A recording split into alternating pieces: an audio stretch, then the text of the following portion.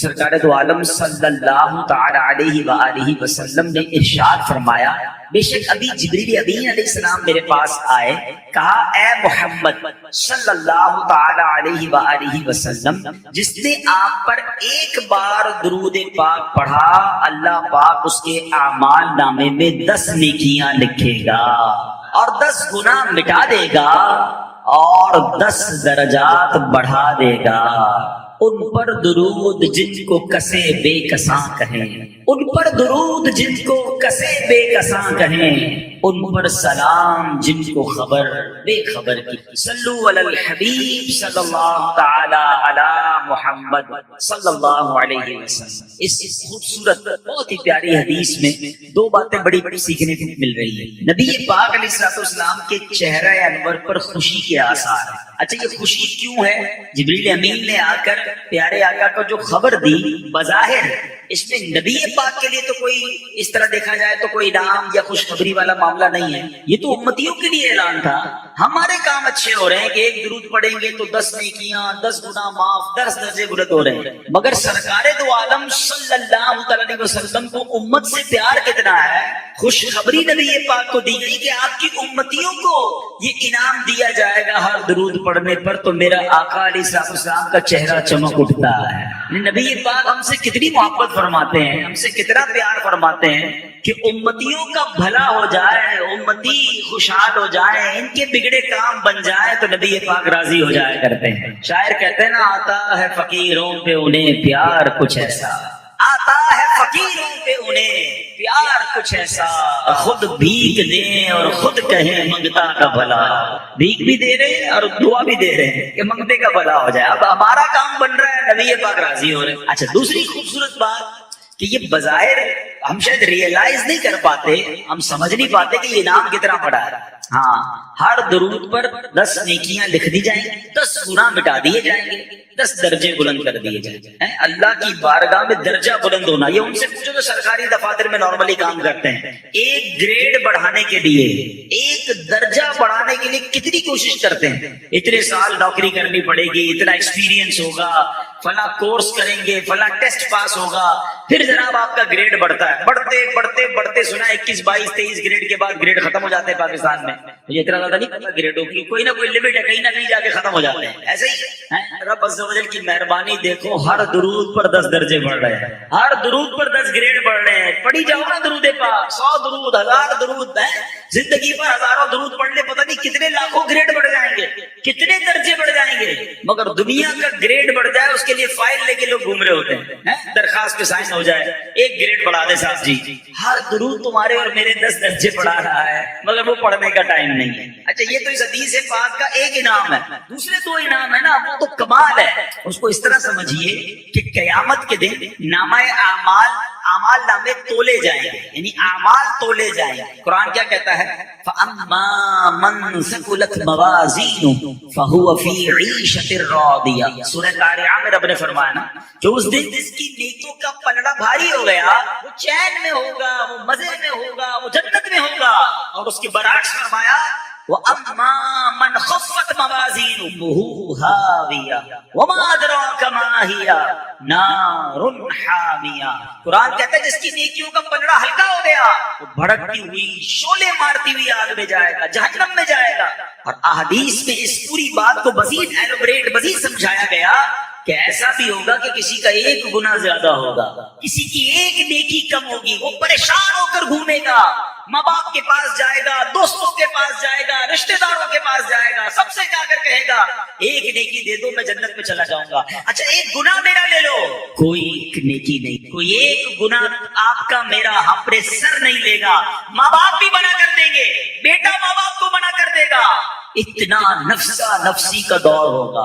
اب ایسے وقت میں اس شخص کو کتنی شرمندگی ہوگی جس کی 1 2 نیکیاں کم پڑ جائیں گی۔ کاش تھوڑے درود اور پڑھ لیتا، کاش میں نماز کے ساتھ نوافل پڑھ لیتا، کاش میں کلمہ پاک کی تسبیح پڑھ لیتا، یا تھوڑے گناہ ہی کم کر لیتا تو میری نیکیوں کا پلڑا بھاری ہو جاتا اور میں جنت میں چلا جاتا۔ آج بندے کہتے ہیں کوئی بات نہیں یار، دوستوں کے ساتھ سب چلتا ہے، کیا کریں بھائی، معاشرے کے ساتھ چلنا پڑتا ہے۔ چھوٹا ہی تو گناہ ہے، ماذ اللہ ہم نے گناہ بھی اپنی مرضی سے چھوٹے بڑے بنا لیے ہیں. یاد رکھو ایک گناہ بھی پھنسوا سکتا ہے. اچھا اب سچے دل سے ایک سوال کرنا چاہتا ہوں، ریئلسٹک کوسچن، کسی کو نہیں بتانا، اپنے آپ کو جواب دے دینا کہ اگر مجھ سے اور آپ سے کوئی سچے دل سے سوال کر لے کہ یہ بتا دو یار آپ کی نیکیاں زیادہ ہیں یا آپ کے گناہ زیادہ ہیں. مر تو میں آج بھی سکتا ہوں نا، آپ میں سے بھی کسی کا انتقال ہو سکتا ہے، میرا بھی ہو سکتا ہے. آج مر گیا مثال کے طور پہ، ہم میں سے کسی کا انتقال ہو، قبر میں جائیں گے، نیکیاں زیادہ ہوں گی یا گناہ زیادہ ہوں گے؟ اپنے آپ سے اپنے دل سے سچا سوال کرنا، لگی لپٹی نہیں. تو اکثر لوگوں کا اور شاید سبھی کا جواب ہی آئے گا کہ یار نیکیوں کا تو پتہ بھی نہیں قبول ہوئی کہ نہیں، گناہ تو روز ہو رہے ہیں. اب قیامت کے دن تو اعمال نامے میں گناہوں کا پلڑا بھاری ہو جائے گا، پھر کدھر جائیں، کیسے نکلوں گا اس سے؟ اب یہ حدیث دوبارہ سنو، اندازہ ہوگا درود پاک کیا کمال کا وظیفہ ہے. ہر درود پاک پر 10 نیکیاں عطا کی جاتی ہیں، 10 گناہ معاف کر لیے جاتے ہیں. یعنی درود پاک ایک ایسا شاندار وظیفہ ہے جو میزان عمل پر میرے بیلنس کو شاندار کر رہا ہے، بہتر کر رہا ہے، گناہوں کا پلڑا ہلکا کر رہا ہے، نیکیوں کا پلڑا بھاری کر رہا ہے. میں جتنے درود پڑھ رہا ہوں میرے گناہ کم ہو رہے ہیں، میری نیکیاں بڑھ رہی ہیں، میرے گناہ کم ہو رہے ہیں، میری نیکیاں بڑھ. مدینے جایا کریں تو روزانہ ہی سید الشہداء کی بارگاہ میں جایا کریں. سیدنا امیر حمزہ اور آپ کے بالکل برابر میں حضرت مصعب بن عمیر ہیں، حضرت عبداللہ بن جہش رضی اللہ تعالی عنہ ہیں، اور سبحان اللہ جو شہداء احد ہیں ان کے بارے میں روایتوں میں یہ مضمون ملتا ہے کہ جو ان کی بارگاہ میں جا کر سلام پیش کرتا ہے یہ قیامت تک اس سلام بھیجنے والے کو سلامتی کی دعاؤں سے نوازتے رہتے ہیں. مبارک ہونے جو سید الشہداء کی حاضری کو جا چکے، اللہ ہمیں بھی یہ حاضری بار بار نصیب فرمائے. بڑی کمال کی ہستی ہیں، بڑی موٹیویشن ملتی ہے آپ کے بارے میں جان کر. سبحان اللہ. اے میرے پیارے اسلامی بھائیوں، آج ایک بڑی کمال کی جو ہے وہ آپ کو حدیث پاک سنانی ہے، اور بڑی کمال کی اس میں فضیلت ہے جو بتانی ہے. حضرت ابو امامہ باہلی رضی اللہ، یہ بڑے کمال کے صحابی رسول ہیں، بہت بلند مرتبہ، بلند ہمت والے، عبادت گزار تھے، خوب صدقہ و خیرات کرتے، کسی سوالی کو خالی ہاتھ نہیں لوٹاتے، نفل روزوں کے بہت شوقین تھے.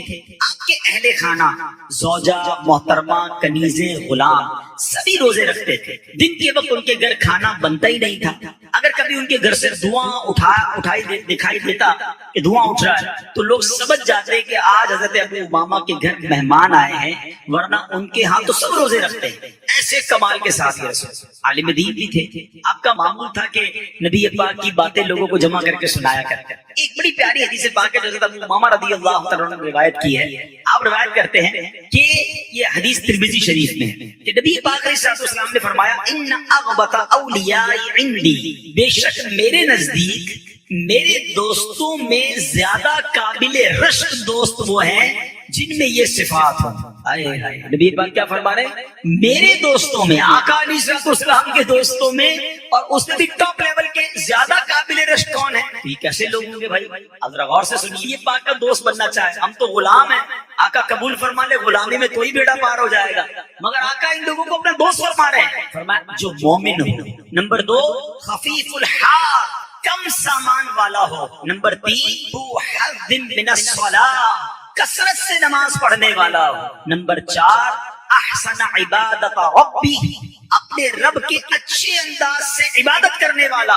نمبر 5 وَأَطَاعَهُ فِي السِّرِّ، تنہائی میں اللہ پاک کی فرما برداری کرنے والا. نمبر 6 وَكَانَ غَامِضًا فِي النَّاسِ لَا يُشَارُ إِلَيْهِ بِالْأَصَابِعِ، لوگوں میں چھپا ہوا ہو، اس کی طرف انگلیوں سے اشارے نہ کیے جاتے ہو. نمبر 7 وَكَانَ رِزْقُهُ كَفَافًا فَصَبَرَ عَلَى ذَلِكَ، اس کا رزق یعنی اس کی جو آمدن ہے بقدر کفایت ہو اور وہ اس پر صبر کرتا.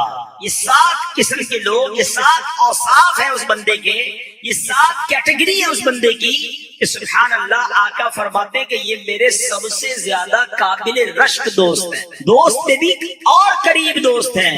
سبحان اللہ. ذرا غور کیجئے، کچھ نیکیاں ایسے ہوتی ہیں جس میں کہا جاتا ہے یہ نیکی کر لے تو جنت کی بشارت. کچھ نیکیاں ہوتی ہیں جس کے بارے میں کہا جاتا ہے کر لے تو جہنم سے چھٹکارا مل جاتا ہے. کسی کے بارے میں فرمایا کہ یہ کام کر لے تو پل صراط سے آسانی سے گزر جائے گا. کسی کام کے بارے میں کہا جاتا ہے قبر کے عذاب سے بچ جائے گا. اللہ اکبر. یہ 7 اوصاف کیسے ہیں کہ جس میں شامل ہو جائیں آقا فرماتے میرا قابل رشک دوست ہے. اے اللہ کا محبوب بنے جو تمہیں تمہیں چاہے، اللہ کا محبوب بنے جو تمہیں چاہے، اس کا تو بیاں ہی نہیں، تم جسے چاہو۔ ذرا سوچیے، نبی پاک جسے چاہے اس کا عالم کیا ہوگا۔ تو ہے میرے پیارے اسلامی بھائیوں، اور ایک بات اور یاد رکھیں، علماء فرماتے ہیں جس کو نبی پاک علیہ السلام اپنا دوست بنا لے، اسے اللہ پاک اپنا ولی بنا لیتا ہے، اور جو ولی بن جائے اس کے بارے میں قرآن میں کیا فرمایا، الا ان اولیاء اللہ لا خوف علیہم ولا هم يحزنون، سن لو بے شک اللہ کے ولیوں پر نہ کچھ خوف ہوگا اور نہ وہ غمگین ہوں گے۔ سبحان اللہ۔ نبی پاک علیہ السلام کے دوست کی شان کیا ہے کہ جو پیارے آقا کا دوست وہ اللہ کا بھی پیارا ہے، جو اللہ کا پیارا ہوتا ہے اس کی کیا شان ہوتی ہے۔ حدیثوں میں آتا ہے جو اللہ کا ولی ہو اللہ پاک اس کی خصوصی مدد فرماتا ہے، جو اللہ پاک کا دوست ہو اللہ پاک اسے گناہوں سے محفوظ رکھتا ہے، جو اللہ پاک کا دوست ہو اسے دنیا کی محبت سے بچایا جاتا ہے، جو اللہ پاک کا دوست ہو رب کریم اس کی چاہت کو رد نہیں کرتا، اللہ پاک کا ولی جو مانگے وہ عطا کیا جاتا ہے۔ اچھا، اب ذرا ان ساتوں اوصاف کو ہم تھوڑا تھوڑا سمجھتے ہیں تاکہ یہ سات کون سی خوبیاں ہیں، ہم کوشش کریں کہ ہمارے اندر بھی یہ خوبیاں آ جائیں۔ ایمان، پہلا وصف کیا ہے کہ وہ بندہ مومن ہو۔ یاد رکھیے، ایمان والا ہونا بڑی سعادت ہے۔ اللہ قرآن میں فرماتا ہے اے ایمان والو اللہ سے ڈرو جیسا ڈرنے کا حق ہے، اور نہ مرنا مگر مسلمان، یعنی ایمان سلامت لے کر قبر میں جانا ہے۔ ہم اللہ سے دعا کرتے ہیں کہ اللہ سیکنڈ کے کروڑویں حصے میں بھی ہمارا ایمان ہم سے جدا نہ ہو، ہم ایمان سلامت لے کر قبر میں جائیں۔ تو ایمان کی حفاظت کی ہمیں فکر کرنی چاہیے۔ مگر ایک بات یاد رکھیے گا، آج کل بڑا لاجک کا زمانہ ہے، یہ بڑا عجیب سوشل میڈیا کے معاملات آ گئے ہیں۔ جناب یہ اسلام کا حکم ہے، اس کے پیچھے لاجک بتائیں، ہمیں سمجھ نہیں آ رہا، اسلام کا یہ آرڈر سمجھ نہیں آ رہا، عقل پر فیصلے ہو رہے ہیں۔ جناب ایمان جو ہے نا اس کی بنیاد عقل پر نہیں رکھنی، ایمان کی بنیاد عشق پر رکھنی ہے۔ ہاں یاد رکھیے گا، بعض اوقات عقل اٹک جاتی ہے، ایمان کے معاملات یہ عشق سے ہوتے ہیں۔ اللہ کو دیکھا ہے؟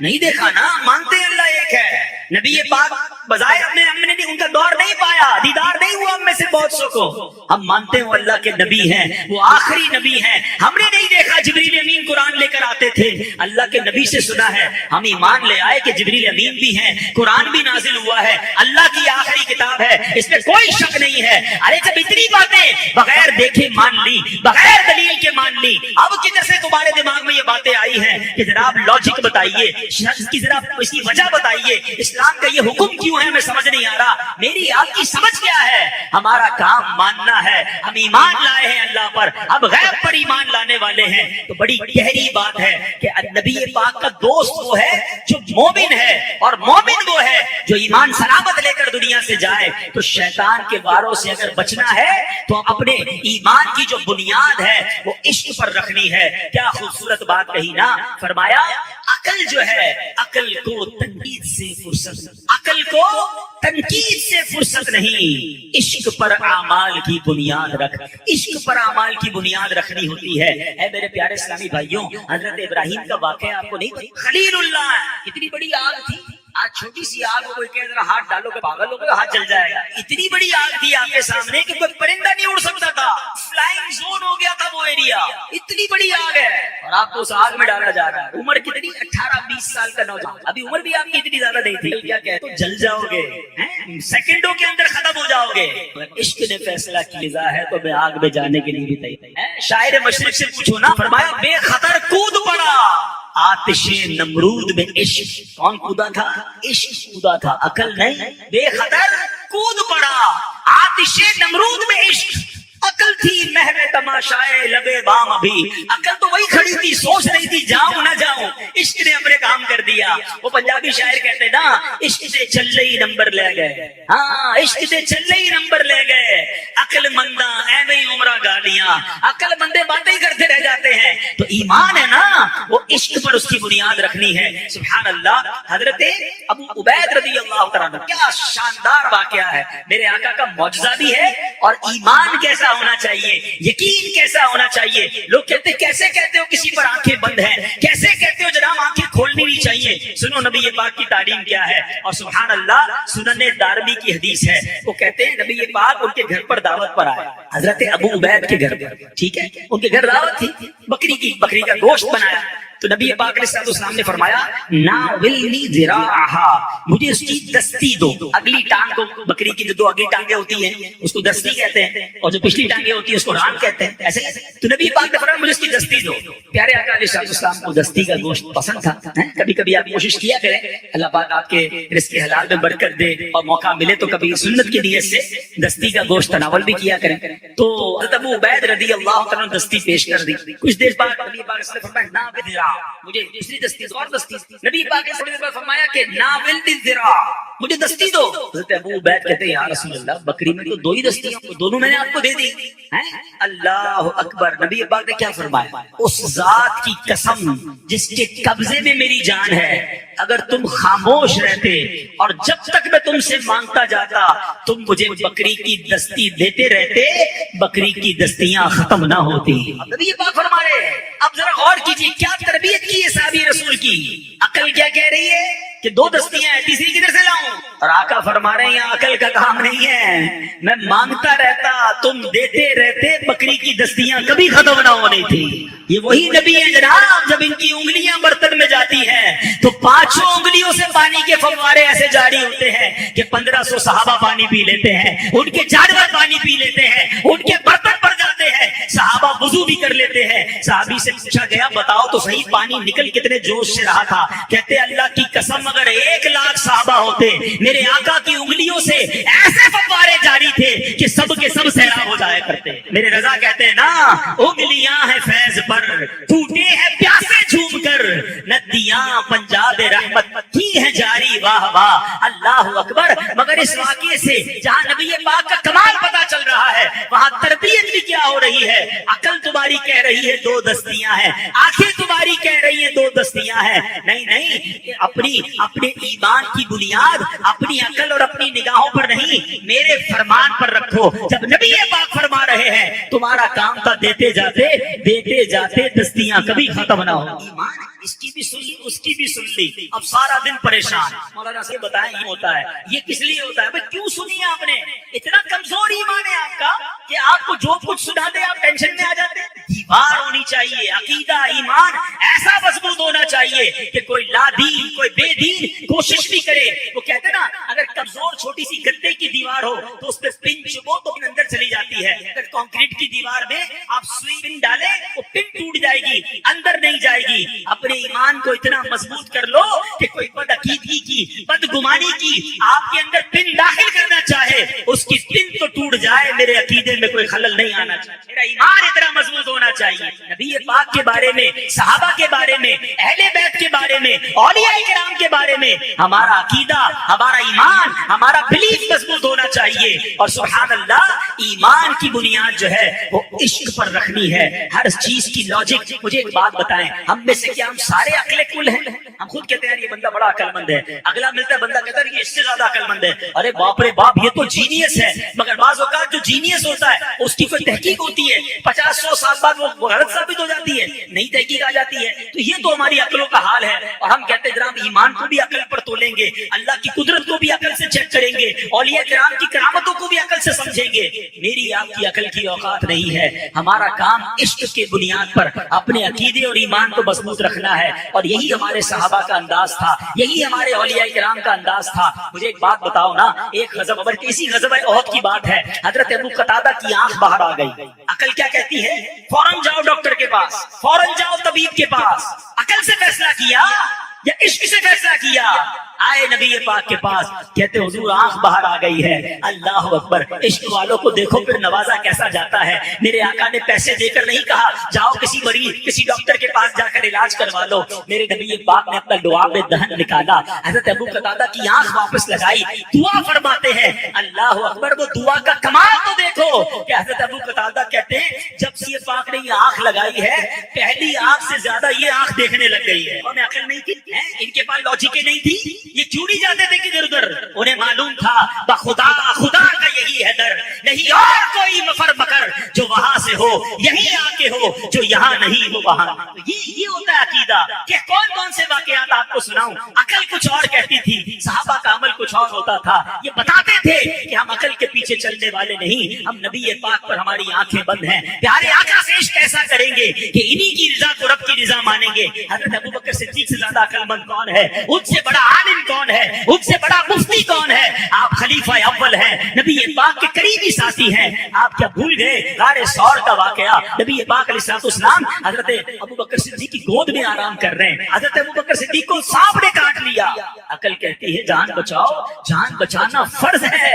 عشق کہتا ہے جان جاتی ہے تو جائے, نبی پاک کے آرام میں خلل نہیں آنا چاہیے. اور سننا ہے واقعہ, مقام صحبہ ہے, نماز عصر جا رہی ہے. ارے مولا علی تو ایسے عالم ہیں, آقا فرماتے میں علم کا شہر ہوں, علی اس کا دروازہ ہے. اللہ اکبر. مگر علی کا علم بتا رہا ہے کہ علم میں ایسا عالم ہونا چاہیے کہ اس کے فیصلے بھی عشق سے ہونے چاہیے. عقل کہہ رہی ہے نماز تو فرض ہے, عصر کی نماز تو اور زیادہ اہمیت والی ہے, مگر عشق کہہ رہا ہے نماز جاتی ہے تو جائے, نبی پاک کے آرام میں خلل نہیں آنا. یہ سارے صحابہ بتا رہے ہیں عقل کو تنقید سے فرصت, عشق پر اعمال کی بنیاد. اللہ مجھے اور آپ کو سچا پکا مومن بنائے, عاشق رسول مومن بنائے, اور ہمیں اپنا ایمان سلامت لے کر قبر میں جانے والا بنائے. بہت ساری باتیں یاد آ رہی ہیں, کا ایک وقت بھی ہوتا ہے. اگلے پوائنٹ کی طرف چلتے ہیں. نبی پاک نے فرمایا کہ میرا جو دوست ہے, اس کے جو سب سے